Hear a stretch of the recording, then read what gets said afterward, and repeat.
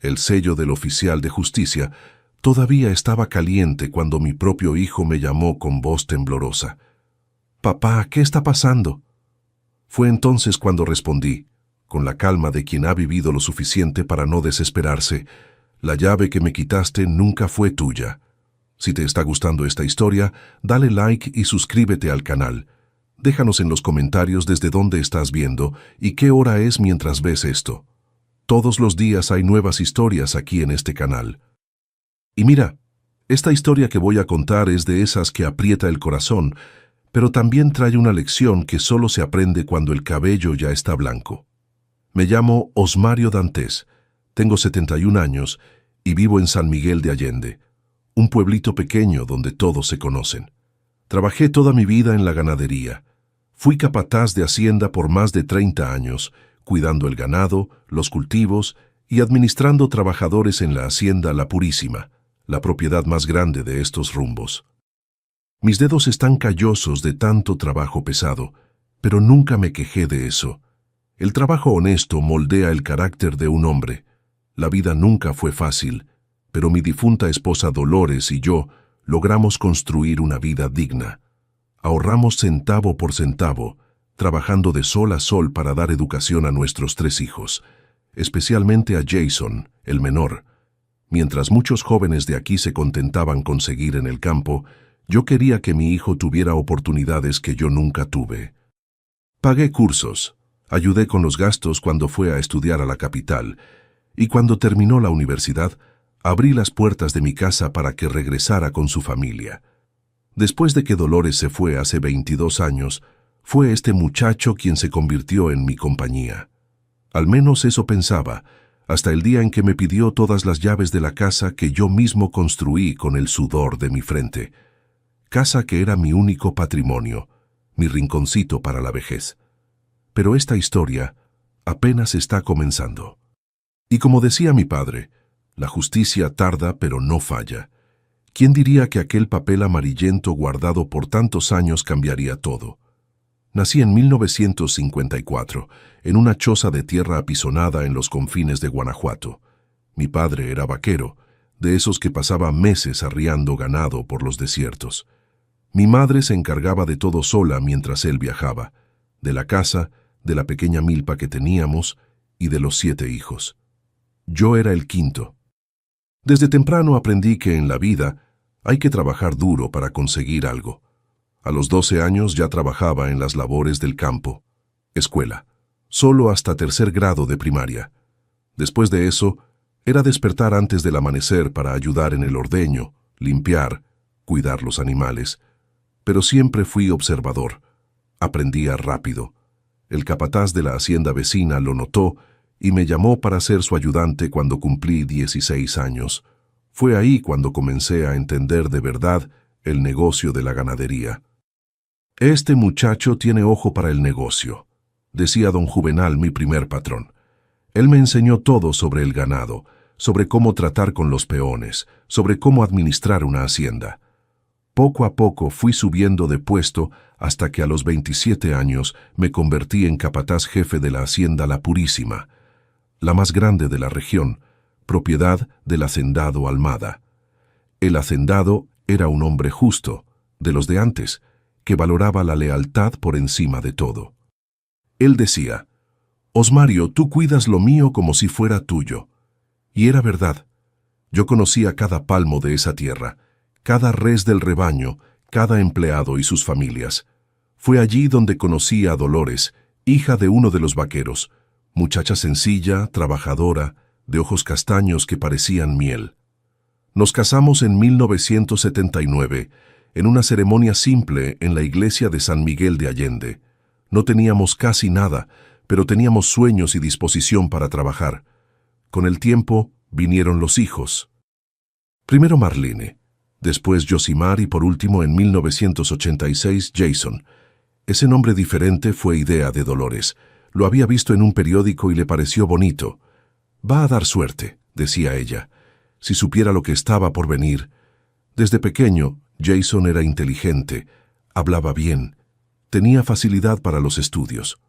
Diferente a sus hermanos mayores que siguieron el camino del campo como yo, El menor mostraba deseos de estudiar. Marlene se casó joven y se mudó a Chihuahua. Josimar se fue a trabajar a una hacienda en Sonora. Solo quedó Jason con nosotros. Este muchacho llegará lejos, le decía yo a Dolores, y por eso nos sacrificamos. Mientras otros padres compraban ganado o tierra, nosotros invertimos en la educación del menor. Yo hacía horas extras en la hacienda y Dolores vendía antojitos en la plaza, todo para pagar los útiles escolares, la ropa mejor, después los cursos en la ciudad grande. Cuando entró en la Universidad de Administración en Ciudad de México, vendimos 3 novillos que había logrado juntar a lo largo de los años para pagar el alquiler del cuartito donde iba a vivir. Dolores lloró de orgullo cuando él salió de casa con la maleta de cartón. En esa época, después de casi 25 años de servicio leal, el hacendado Almada me llamó a la oficina de la hacienda. Pensé que era algún problema, pero no. Él me ofreció un pedazo de tierra no muy grande, pero bueno, en la entrada del pueblo. Osmario, te mereces tener tu rinconcito. Construye tu casa ahí para tu vejez. Con la ayuda de los amigos de la hacienda, levanté la casa los fines de semana y días libres. Una casa simple pero sólida, de ladrillos, con 3 habitaciones, sala, cocina y un patio grande, donde Dolores plantaba de todo. Maíz, frijol, calabaza y hasta tenía un árbol de tejocote que daba fruta todo el año. Fue en esa época también que el hacendado, ya viejo y preocupado por la sucesión del negocio, me llamó nuevamente. Osmario, tú entiendes más de este negocio que mis propios hijos. Vamos a crear una sociedad rural para proteger el patrimonio. No entendí bien qué era esto, pero confiaba en él. El hacendado incluyó mi casita y un pequeño lote que había comprado cerca de la hacienda dentro de esta sociedad. Es para proteger lo que construiste con tanto sudor, me explicó. En 2003, Dolores comenzó a quejarse de dolores en el pecho. Al principio pensamos que no era nada. La gente del campo es así, solo busca doctor cuando ya está cayéndose. Cuando finalmente fuimos al hospital en Ciudad de México, era demasiado tarde. Un aneurisma de la aorta, dijeron los médicos. En menos de una semana, mi compañera de 24 años se fue. Me quedé perdido. Jason acababa de graduarse y volvió a casa. Trajo a su novia Vanessa, una muchacha de la ciudad, llena de ideas modernas. Pronto se casaron y vinieron a vivir conmigo. Al principio, era bueno tener compañía después de tanto tiempo solo. Con el tiempo vinieron los nietos, primero Bruno, después Larisa. Yo amaba a esos niños como si fueran mis propios hijos. Me levantaba temprano para hacerles café antes de la escuela. Les ayudaba con las tareas, les contaba historias de antes.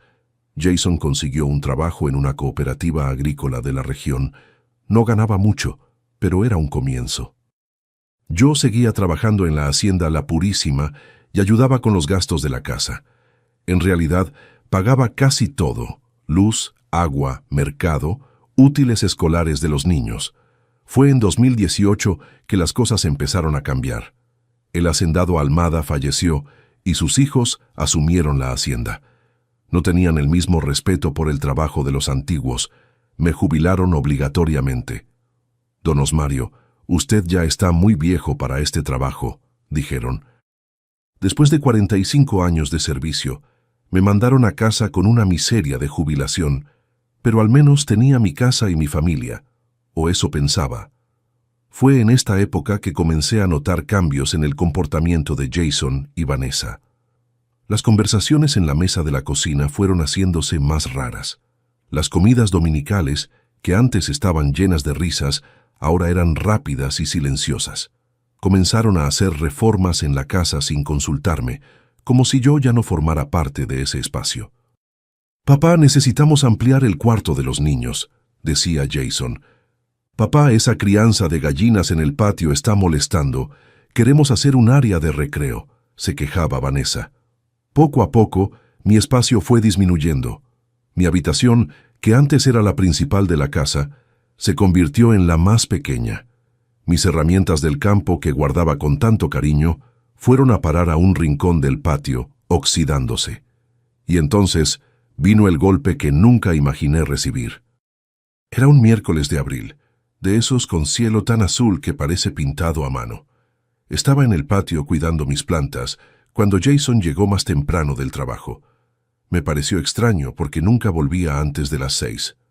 Vanessa estaba con él, los dos con cara seria. «Papá, necesitamos hablar», dijo él con una voz que no reconocí.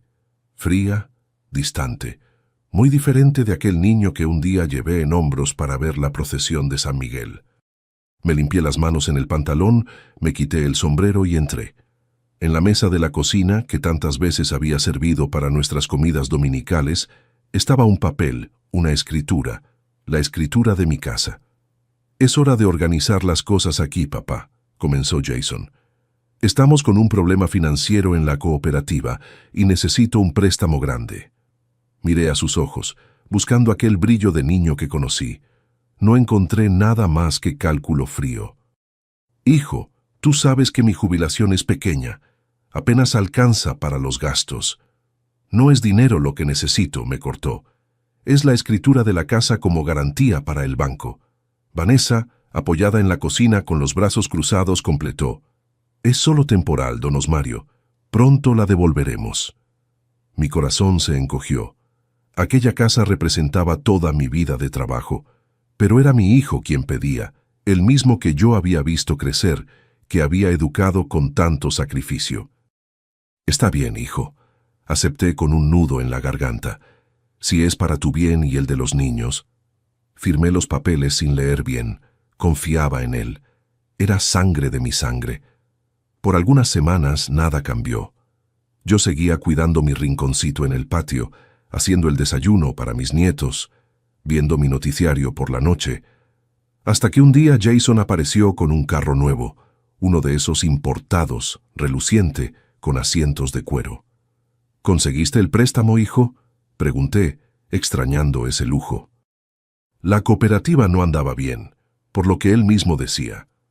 «Ah, sí, el banco aprobó, todo está bien», respondió apresurado, ya saliendo con Vanessa toda producida para lo que ellos llamaban happy hour, con los amigos de la ciudad. Los días fueron pasando y noté que las cosas en la casa estaban cambiando aún más. Mi ropa fue transferida al cuartito de atrás, aquel que antes era la despensa. Mis retratos antiguos con Dolores, que estaban en la sala, desaparecieron. Vanessa cambió los muebles, puso cosas modernas, de esas que uno ve en revistas. Hasta los nietos que tanto amaban escuchar mis historias, ahora pasaban el día entero en esos celulares, apenas prestándome atención. «Abuelo, ahora no. Estoy ocupado», decía Bruno, sin siquiera levantar los ojos de la pantalla. Una noche después que todos fueron a dormir, tuve un mal presentimiento. Abrí el cajón donde guardaba mis cosas importantes, el acta de matrimonio con Dolores, mi cartilla de trabajo amarillenta por el tiempo, las fotos antiguas. En el fondo, enrollado en un paño, estaba un sobre café. Dentro, los papeles que el hacendado Almada me había dado años atrás sobre la sociedad rural. Releí esos documentos a la luz débil de la lámpara. No entendía todo, pero sabía que era importante. El hacendado había sido claro. «Esto es para protegerte, Osmario». Guardé todo de vuelta con el corazón pesado. A la mañana siguiente, un domingo, estábamos todos en la mesa del desayuno. Era raro que eso ocurriera ahora. Jason parecía nervioso, moviendo el café sin parar. Vanessa intercambiaba miradas con él, los niños callados con la cabeza baja. «¿Hay algo que quieren decirme?», pregunté, sintiendo el ambiente pesado. Fue ahí cuando el mundo se derrumbó. «Papá, necesitamos todas las llaves», dijo Jason, mirando su propio plato. «La casa es nuestra ahora». Pensé que había oído mal. «¿Cómo así, hijo?». «La escritura está a mi nombre», él continuó, ahora mirándome con frialdad. «Transferimos todo legalmente. Ya no es tu casa». Vanessa completó con aquella voz educada que siempre me pareció falsa. «Pensamos en todo, don Osmario. Usted puede buscar una casita más pequeña, más adecuada para su edad. Hasta le ayudamos con la mudanza». Mi mano temblaba, sosteniendo la taza de café. 71 años de vida, y nunca había sentido un dolor como aquel. No era la pérdida de la casa lo que dolía, era la traición. ¿Y los niños?, pregunté, mirando a mis nietos que continuaban con la cabeza baja. ¿Quién les va a hacer el desayuno? ¿Quién les va a contar las historias de antes? Ya están crecidos, papá, cortó Jason. Ya no necesitan esas cosas. Fue como si me hubieran arrancado el corazón y tirado al suelo. Me levanté despacio, las piernas débiles, la vista nublada por las lágrimas que contenía. ¿Cuándo quieren que me vayas?, pregunté con la voz fallando. Sería bueno hasta el final de la semana, respondió Vanessa, ya recogiendo los platos de la mesa. Estamos pensando hacer una reforma grande. En aquel momento, solo podía pensar en Dolores. ¿Qué diría ella si viera a nuestro hijo haciendo esto? Ella que se había sacrificado todo por él, que había muerto trabajando para darle educación. Fui a mi habitación, o lo que quedaba de ella. Me senté en el borde de la cama y lloré como no lloraba desde el entierro de mi esposa. Lloré por todo, por la ingratitud, por el tiempo perdido, por la confianza traicionada. Lloré hasta no tener más lágrimas. Cuando anocheció, tomé una bolsa vieja y puse lo poco que me quedaba. Algunas mudas de ropa, la foto de la boda con Dolores, mis documentos y escondido en el fondo, el sobre café con los papeles de la sociedad.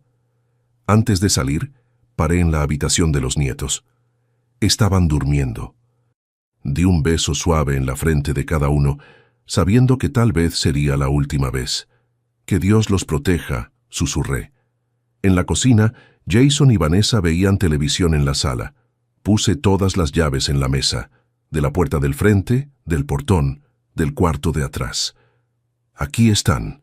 Hablé con voz firme, recuperando un poco de dignidad. Las llaves que pediste. Jason apenas levantó los ojos del televisor.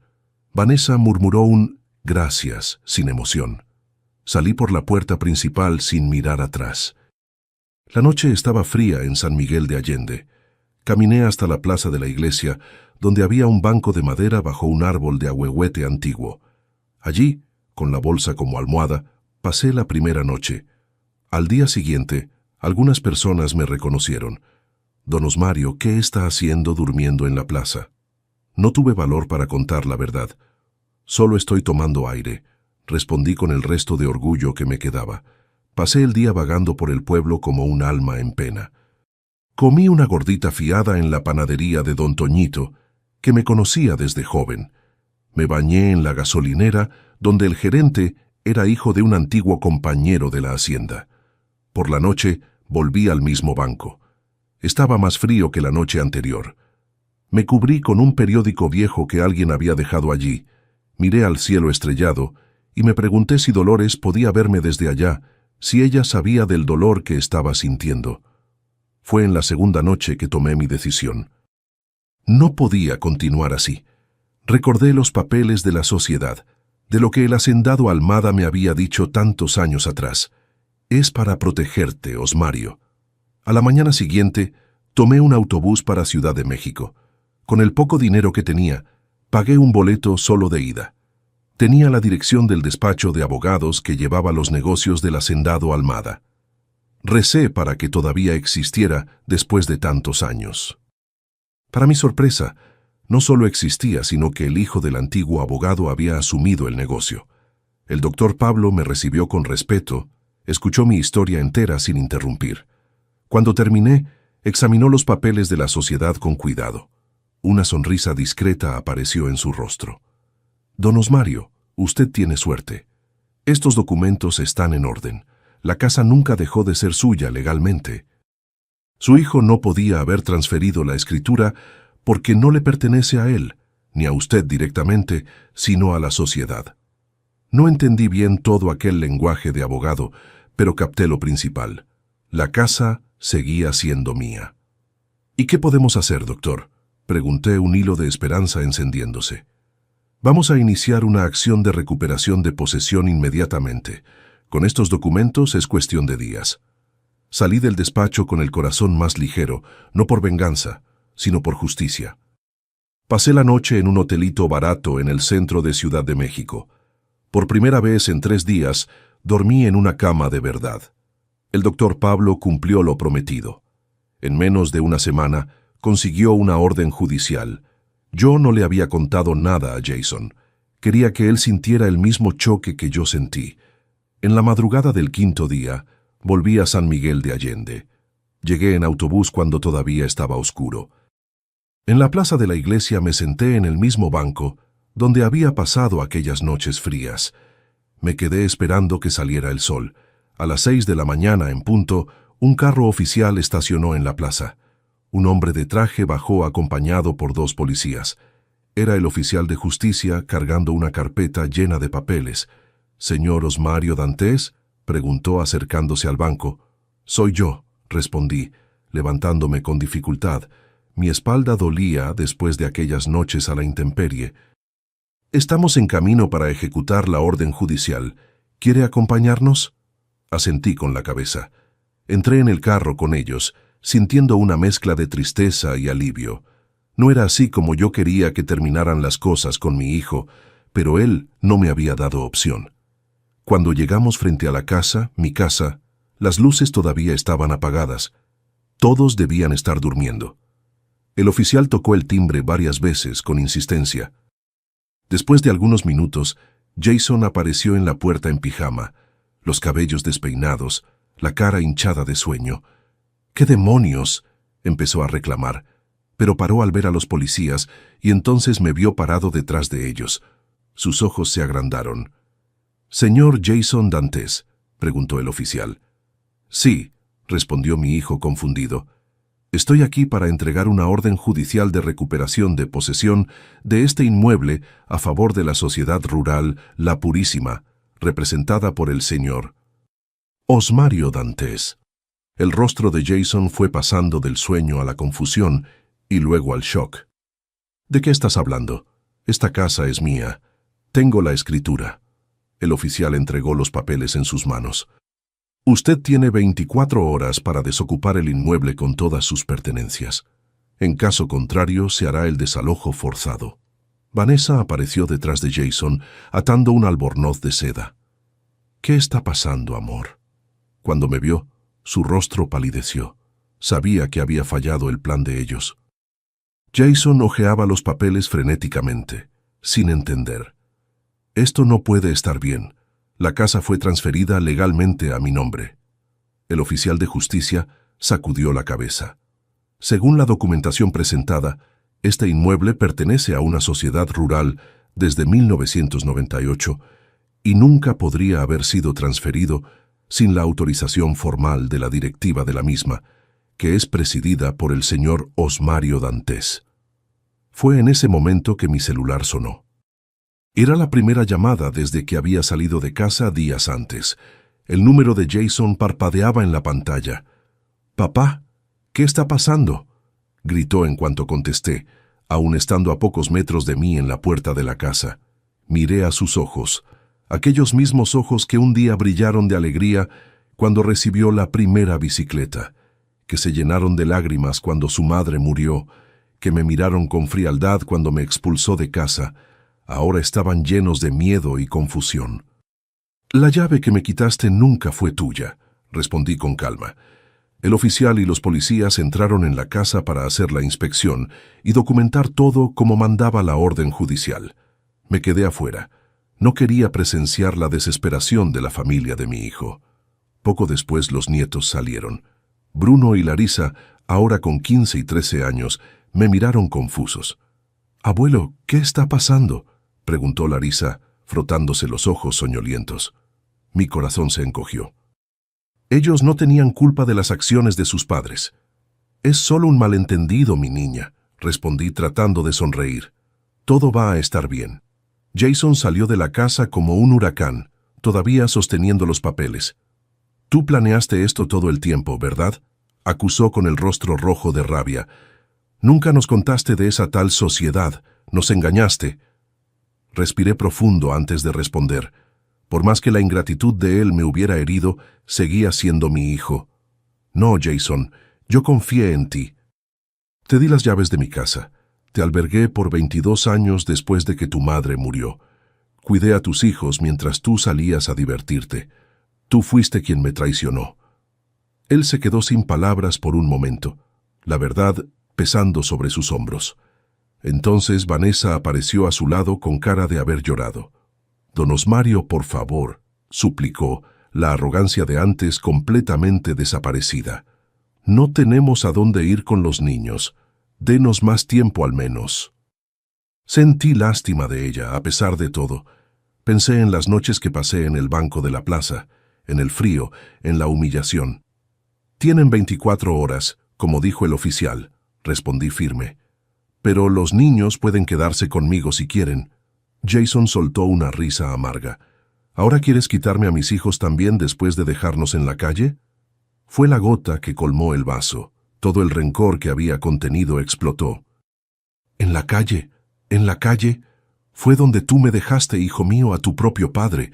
Dormí 2 noches en aquel banco de la plaza, sin techo, sin cobija, después de darte todo lo que tenía en la vida». Mi voz falló. Las lágrimas que había prometido no derramar corrieron por mi rostro arrugado. Los nietos miraban la escena horrorizados.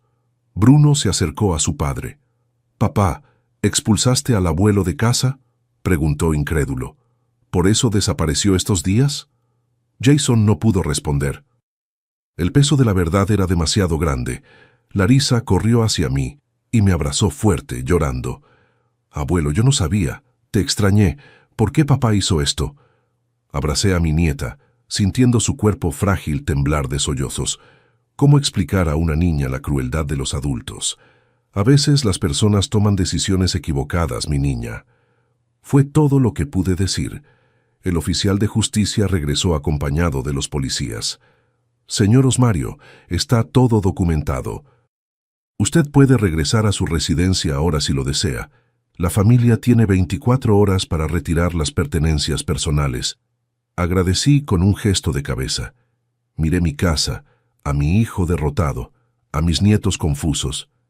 «Me quedaré en casa de compadre Severino por hoy», anuncié. «Mañana volveré cuando ustedes se hayan ido». No quería presenciar la humillación de ellos.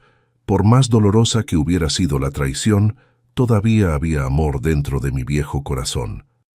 Un amor herido, lastimado pero aún vivo. Mientras me alejaba, oí a Jason gritar a Vanessa: «Llama a tu padre, vamos a tener que pedirle refugio».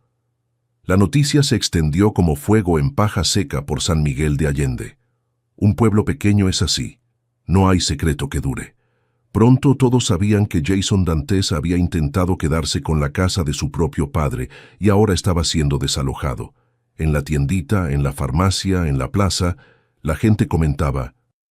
Algunos me miraban con lástima, otros con admiración por haber conseguido recuperar lo que era mío por derecho. Doña Aparecida, la costurera que era amiga de Dolores, me detuvo en la calle. «Osmario, hiciste bien. Si Dolores estuviera viva, tendría el corazón roto por la actitud del muchacho, pero estaría orgullosa de tu fuerza».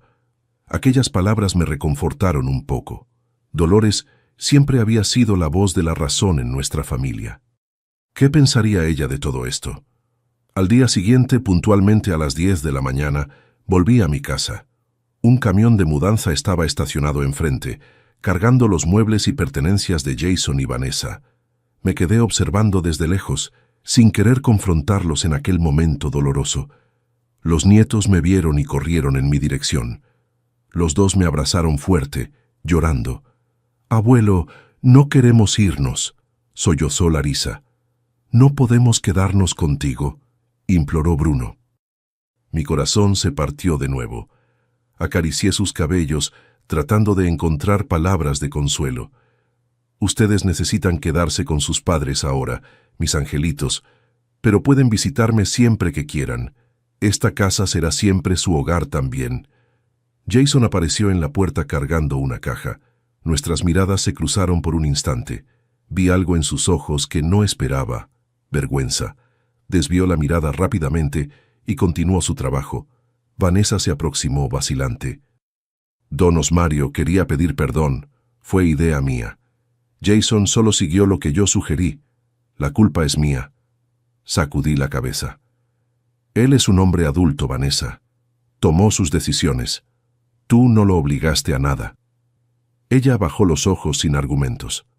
A las 2 de la tarde el camión de mudanza partió llevándose a mi familia. Me quedé parado en la acera, viéndolos alejarse. Los nietos saludaban desde la ventana del carro de Jason, que seguía detrás del camión. Respondí al saludo hasta perderlos de vista en la curva del camino. Entonces, finalmente entré en mi casa. Estaba extraña, diferente. Los muebles nuevos que ellos habían comprado estaban todos ahí. No formaban parte de las pertenencias personales que podían llevarse. La reforma que habían comenzado estaba inacabada. El cuarto trasero donde me colocaron en los últimos tiempos había sido transformado nuevamente en despensa. Caminé lentamente por cada habitación recordando, allí era donde Dolores solía hacer pan, aquí donde jugaba con Jason pequeño. En el patio, las gallinas se habían llevado, pero mis plantas continuaban allí, algunas marchitándose por falta de agua. Me senté en el portal, en la mecedora que era mi compañera en las noches de soledad. La justicia había sido hecha, pero el precio había sido demasiado alto. Había recuperado mi casa, pero perdido a mi familia. Pasó casi un año desde aquel día. La casa volvió a ser lo que era antes poco a poco. Quité los muebles modernos que no combinaban conmigo. Recuperé mi habitación principal. Replanté mi huerto en el patio. Compré unas gallinas nuevas que ahora escarban libremente como las antiguas. Los primeros meses fueron los más difíciles. El silencio era demasiado pesado. No había más risas de niños, conversación en la mesa, vida. Era solo yo y mis recuerdos. A veces me encontraba hablando solo, como si Dolores todavía estuviera allí para escucharme. Supe que Jason y su familia se habían mudado a casa del suegro en Valle de Bravo, un pueblo vecino. Perdió el empleo en la cooperativa. Parece que el tal préstamo que dijo que iba a hacer con la escritura de la casa nunca existió. El dinero fue para comprar aquel carro importado, ropa de marca, cosas para impresionar a los amigos de la ciudad grande.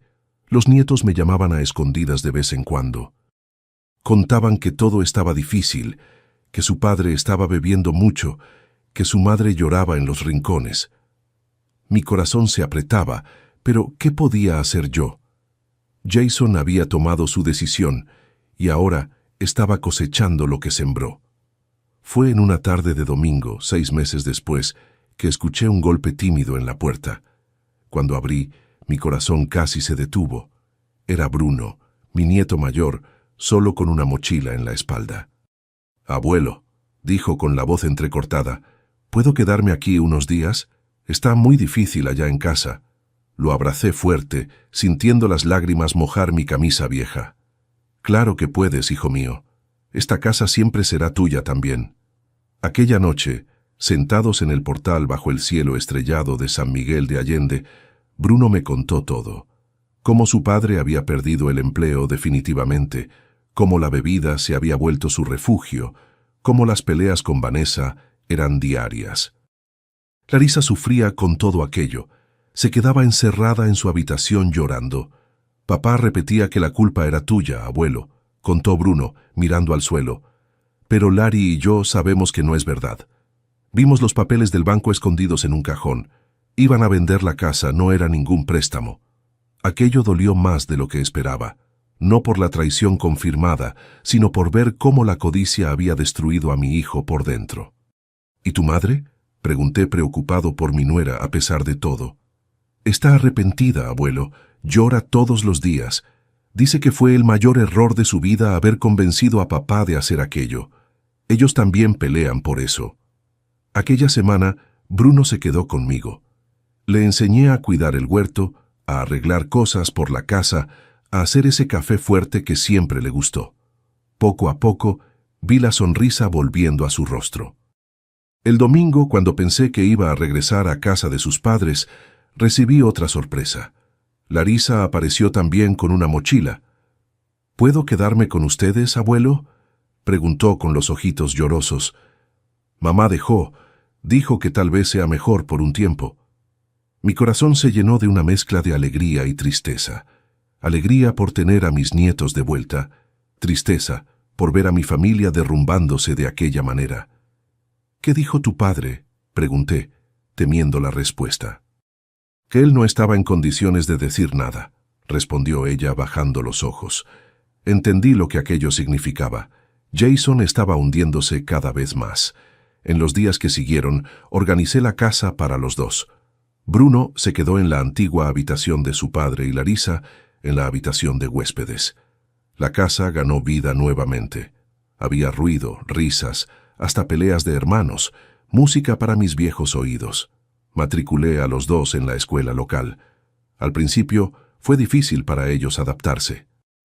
Venían de una escuela mejor en Valle de Bravo, pero pronto hicieron amigos, se integraron. Larisa descubrió que tenía talento para la pintura. Bruno se interesó por el equipo de fútbol. La vida seguía. Yo recibía la pensión que el hacendado Almada había dejado para mí en los papeles de la sociedad, además de mi pequeña jubilación. No era mucho, pero alcanzaba para mantener la casa y dar una vida digna a los niños. Comida no faltaba. El huerto producía bien. Las gallinas daban huevos frescos todos los días, y lo que yo no tenía lo intercambiaba con los vecinos, como en los tiempos antiguos. 2 semanas después de que Larisa llegó, recibí una llamada telefónica de Vanessa. Lloraba tanto que apenas podía hablar. Don Osmario, Jason, él está en un estado, necesita ayuda. Sentí mi corazón de padre apretarse. Por más rencor que sintiera, seguía siendo mi hijo. ¿Dónde está?, pregunté, ya buscando las llaves del coche viejo que había comprado con mis ahorros. En el hospital de Valle de Bravo. Él intentó... No necesité oír el resto. Pedí a doña Aparecida que se quedara con los niños y partí inmediatamente. Cuando llegué al hospital, encontré a Vanessa derrumbada en una silla en la sala de espera, los ojos hinchados de tanto llorar. Bebió demasiado, lo mezcló con medicamentos. Los médicos dicen que fue por poco. Abracé a mi nuera, sintiendo toda la rabia disiparse. Al final todos éramos víctimas de nuestras propias elecciones. Jason estuvo internado por 3 días. Cuando finalmente pude verlo, apenas reconocí a mi hijo. Delgado, abatido, con ojeras profundas, parecía haber envejecido 20 años en aquellos meses. «Papá», susurró cuando me vio entrar en la habitación, la voz débil, quebrada por la vergüenza. Me senté en el borde de la cama, tomé su mano entre las mías. Estaban frías, temblorosas. «Estoy aquí, hijo mío. Yo lo siento mucho por todo». Las lágrimas corrían por su rostro sin control. «Lo sé», respondí, sintiendo mis propios ojos humedecerse. «Lo sé». Nos quedamos así un tiempo en silencio. A veces las palabras no son necesarias entre padre e hijo. «¿Los niños están bien?», preguntó finalmente. «Están bien, están viviendo conmigo ahora. Los matriculé en la escuela de San Miguel. Se están adaptando bien». Cerró los ojos, suspirando. «Es mejor así. No tengo condiciones de cuidarlos ahora». Cuando salí del hospital, conversé largamente con Vanessa. Ella había conseguido un trabajo en una tienda en Valle de Bravo. Ganaba poco, pero alcanzaba para sobrevivir. Estaba viviendo sola en un cuartito alquilado. Su padre la había expulsado después de que Jason empeoró con la bebida. «Él va a necesitar tratamiento, don Osmario», dijo, secando las lágrimas. «No solo para el cuerpo, sino para el alma. Está destruido por dentro». Asentí. Conocí a un centro de rehabilitación en Ciudad de México, dirigido por el hijo de un antiguo colega de la hacienda La Purísima. No era lujoso, pero era serio. Tenía buenos resultados.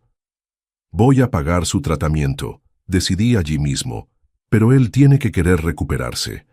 Cuando se lo conté a Jason pensé que iba a rechazar por orgullo, pero estaba en el fondo del pozo, sin fuerzas ni para el orgullo. «Gracias, papá», fue todo lo que pudo decir. La semana siguiente, llevé a mi hijo al centro de rehabilitación. La despedida fue difícil. Parecía un niño asustado, aferrado a mi camisa. «No me abandones, papá», pidió, con los ojos llenos de miedo. «Nunca te abandoné, hijo», respondí, abrazándolo fuerte. «Y nunca te abandonaré». Los meses siguientes fueron de reconstrucción para todos nosotros. Jason llamando todas las semanas, cada vez más lúcido, más centrado. Vanessa visitando a los hijos los fines de semana, tratando de reconquistar la confianza de ellos. Y yo, cuidando de mis nietos, tratando de darles la estabilidad que necesitaban en aquel momento difícil. Fue en una de esas visitas dominicales que Vanessa me sorprendió con una petición. Don Osmario, sé que no lo merezco después de todo lo que hicimos, pero ¿sería posible que volviéramos a vivir aquí cuando Jason salga de la clínica? Podríamos construir una pequeña extensión en la parte trasera, pagarle alquiler. La miré por un largo momento, pensando en todo lo que habíamos pasado. Vanessa, esta casa nunca fue solo mía, siempre fue de la familia.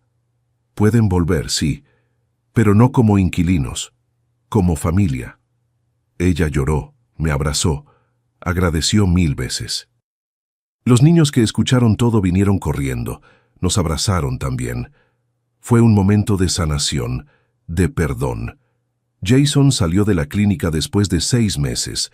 Estaba transformado, no solo físicamente más fuerte y saludable, sino principalmente por dentro. En sus ojos, yo veía de nuevo aquel brillo del niño que conocí, mezclado con la sabiduría que solo el dolor trae. El día que regresó a casa, a nuestra casa, preparé una comida especial. Maté una gallina, hice aquellos chiles en nogada que adoraba desde niño, y un dulce de tejocote de la receta de Dolores. Cuando todos nos sentamos a la mesa, yo, Jason, Vanessa, Bruno y Larisa, sentí que un ciclo se cerraba. Miré al cielo azul de San Miguel de Allende, por la ventana de la cocina, y agradecí en silencio a Dolores, donde quiera que estuviera, por haberme dado fuerza para llegar hasta allí. Jason consiguió un nuevo empleo en una hacienda modelo cerca del pueblo. No ganaba mucho, pero era honesto, y él parecía feliz trabajando con la tierra, como yo lo había hecho toda la vida. Vanessa continuó en la tienda, ahora como gerente. Los niños estaban bien en la escuela, haciendo planes para el futuro. Construimos juntos una extensión en la parte trasera, como ella había sugerido. No porque quisiera separarlos de mí, sino porque necesitaban su propio espacio, su nuevo comienzo. Yo continué en la casa principal, pero pasábamos mucho tiempo juntos. Las comidas eran siempre en familia, como en los tiempos antiguos. Hoy, casi un año después de aquel día terrible en que me pidieron las llaves, puedo decir que encontré una paz que no esperaba volver a sentir en esta vida. No es una paz perfecta. Todavía tenemos nuestros problemas, nuestras diferencias, nuestros días malos, pero es una paz verdadera construida sobre el perdón y la comprensión. Jason me pidió perdón de rodillas, llorando como un niño. Yo lo levanté, lo abracé y le dije lo que mi corazón ya sabía desde hace mucho tiempo, que ya lo había perdonado porque el amor de padre no conoce límites. La lección que saqué de todo esto y que comparto con ustedes es que la vida está hecha de elecciones y cada elección trae consecuencias. Mi hijo eligió el camino de la codicia y la ingratitud y sufrió por ello. Yo podría haber elegido el camino de la venganza, del odio, pero elegí el perdón, y esa elección nos salvó a todos. Hoy, cuando miro por la ventana y veo a mi hijo jugando con mis nietos en el patio, enseñándoles las mismas cosas que un día le enseñé a él, siento que valió la pena. Valió cada lágrima, cada noche en el banco de la plaza, cada momento de dolor, porque al final lo que importa no son las casas que poseemos, las escrituras que tenemos o los bienes que acumulamos. Lo que importa es el amor que construimos, las vidas que tocamos, los corazones que transformamos. Y mi mayor riqueza, que nadie jamás podrá quitarme, es ver a mi familia reunida de nuevo bajo el mismo techo que construí con tanto sudor. Es escuchar las risas de mis nietos haciendo eco en las habitaciones. Es saber que incluso después de la tormenta más fuerte, el sol siempre vuelve a brillar. Gracias por escucharme hasta aquí.